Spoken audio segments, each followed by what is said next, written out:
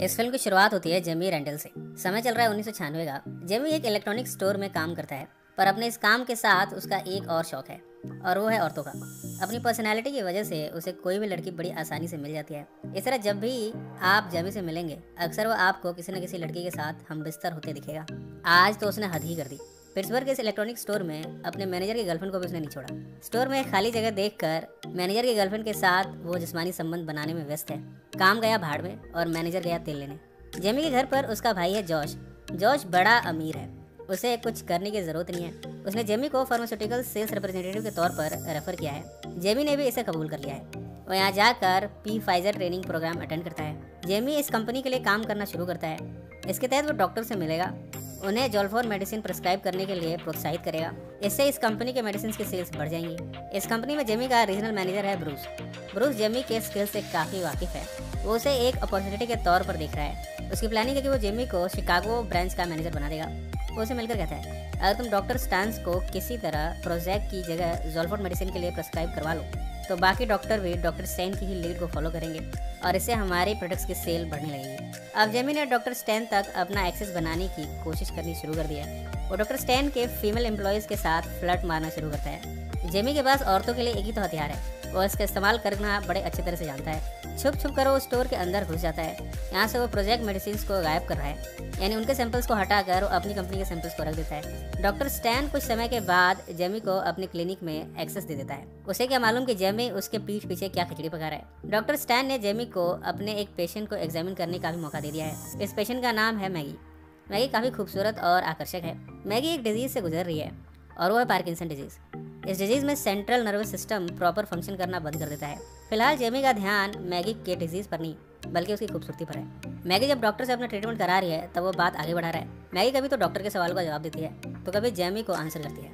Maggi के जाने के बाद जेमी को बार बार मैगी का ही ख्याल आ रहा है। अब उसने मैगी से नंबर तो मांगा नहीं था, पर हॉस्पिटल में उसके रिकॉर्ड्स तो हैं।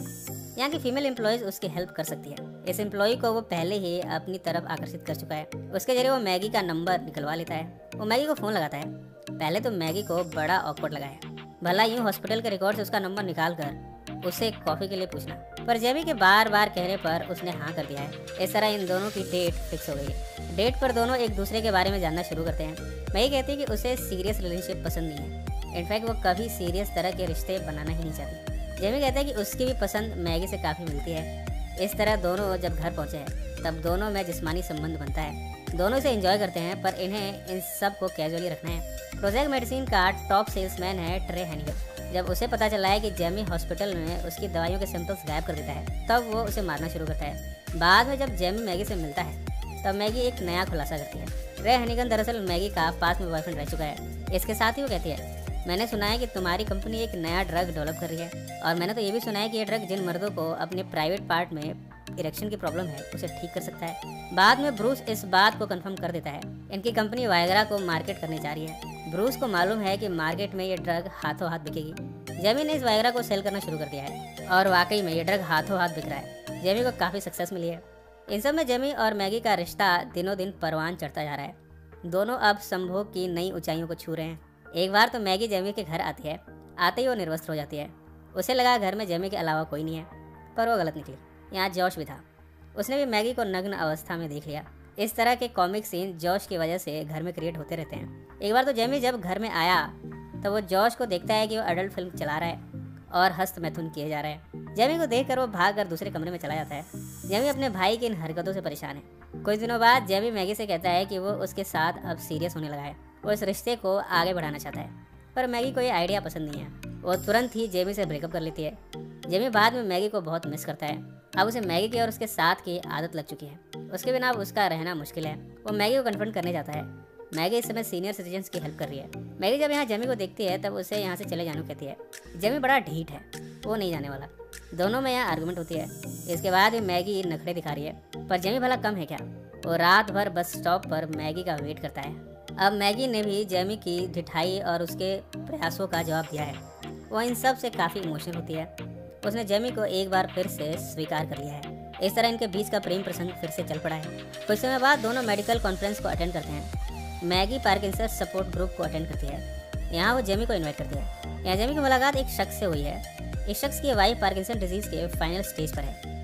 यहाँ वो उससे डिजीज़ के बारे में कुछ एडवाइस मांगता है। वो शख्स बताता है, तुम मैगी को छोड़ दो, जैसे जैसे ये डिजीज़ बढ़ती जाएगी इसके बहुत बुरे इफेक्ट्स होंगे, तुम इन सब को देख नहीं पाओगे। ये सब जानकर जेमी मैगी के लिए काफ़ी चिंतित है। कन्वेंशन के बाद मैगी जेमी से बताती है कि अब वो उसके लिए फीलिंग्स रखने लगी है, वो उसे दिलो जान से चाहने लगी है। जेमी अब मैगी को किसी भी हाल में खोना नहीं चाहता, वो मैगी को हर हाल में ठीक करा के रहेगा।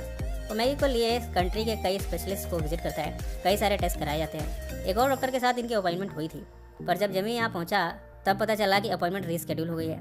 वो यहाँ काफ़ी गुस्सा उतारता है। मैगी ये सब देख कर रियलाइज़ करती है कि जेमी उसके साथ कितना इन्वॉल्व होता जा रहा है। उसे बहुत कम उम्मीद है कि वो शायद ठीक भी हो पाएगी। वो जेमी से ब्रेकअप कर लेती है। जेमी कहता है कि वो मैगी को किसी भी हाल में नहीं छोड़ने वाला। मैगी कहती है कि आज शाम को मिलते हैं, अगर तुम्हें मेरे साथ संभोग करना है तो कर सकते हो, पर उसके बाद हम कभी नहीं मिलेंगे। शाम को जेमी मैगी से स्ट्रीट में मिलता है। यहाँ जेमी मैगी से कहता है कि वो उसे बेहद प्यार करता है, पर मैगी नहीं मानती, उसने उससे ब्रेकअप कर ही लिया। इन सब बातों को कुछ समय बीत गया है। जॉश और जेमी को डॉक्टर स्टैन ने एक पार्टी में बुलाया है। यहाँ जेमी वायग्रा ड्रग्स को ले लेता है। इसके बाद उसके अंदर काम वासना उफान पर है।